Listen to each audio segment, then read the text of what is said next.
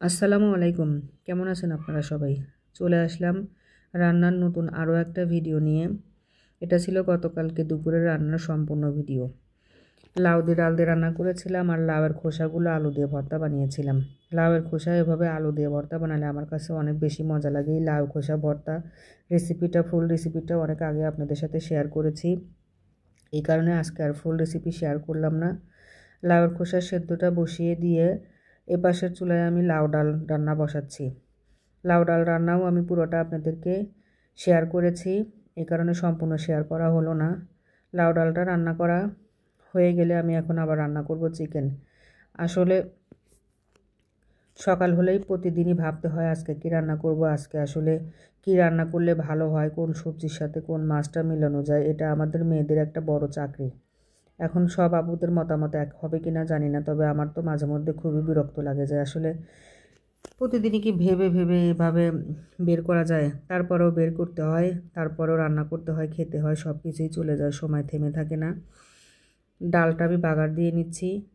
ডালের রেসিপিটা তো আপনাদের সাথে গতকালকেই শেয়ার করেছি। ডাল রান্না আমার হয়ে গেছে। এখন আমি বসিয়ে নেব ছেলে মেয়ের জন্য মুরগির মাংস।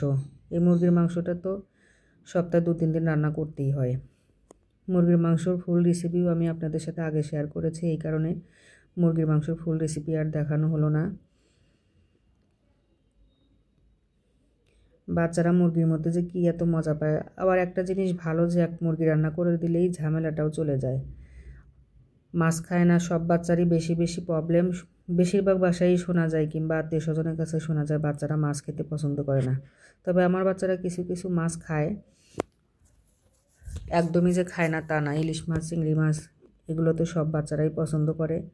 আমার বাচ্চারাও ইলিশ মাছ, চিংড়ি মাছ খায়। মুরগির মাংসটা আমি কথায় কথায় বসিয়ে নিলাম। মুরগির মাংসটা রান্না বসিয়ে দিয়ে এখন আমি ভর্তাটা পাটায় একটু বেটে নেব। লাউয়ের খোসার ভর্তা পাটায় এভাবে বেটে নিলে আমার ছেলে মেয়ে অনেক বেশি পছন্দ করে এবং আমরাও অনেক বেশি পছন্দ করি।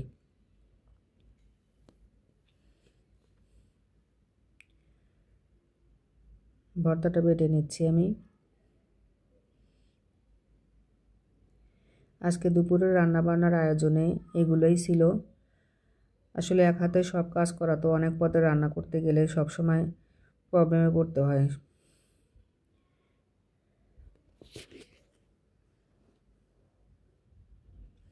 আজকের ভিডিওটা এই পর্যন্তই। আল্লাহ হাফেজ।